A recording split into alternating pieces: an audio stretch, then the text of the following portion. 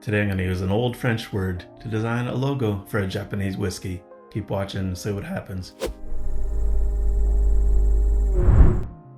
Hey, my name's Aaron. I'm the creative director at Square Thunder, and we design awesome stuff to help companies grow. Connect with me at squarethunder.com. I'd love to talk with you and see how we might be able to work together. Every week I design a logo based on a random weird word. We call it Fast Logo Friday, and this is episode number 31. I can hardly believe we've been doing this for so many weeks. Our word today is doyen, D-O-Y-E-N. Do you know that word? It comes from an old French word that I'm not really sure how to pronounce. It's just full of vowels, D-E-I-E-N, and that comes from an old Latin word, decanus, D-E-C-A-N-U-S, which means the leader of 10 monks or the commander of 10 soldiers. A doyen is the senior, most experienced leader of a group. I'm going to use the word to design a logo for a Japanese whiskey. There are a few different Japanese whiskeys readily available here. I think I've only had one of them. They're normally a little softer and more buttery than what you would think of as your typical single malted Scotch whiskey from Scotland, and even some of the Irish and American whiskeys. They're all significantly different. Do you have a favorite Irish? Do you have a favorite Scotch? Do you have a favorite Japanese whiskey? I'd love to hear your comments down below. Like usual, what I'm going to do is start by sketching some rough ideas on paper, then we'll move into Illustrator, refine one of those ideas a little bit further, and then I will put together a few mock-ups to show what the logo would look like kind of on a bottle or a box, or some branding and advertising materials that would go along with it.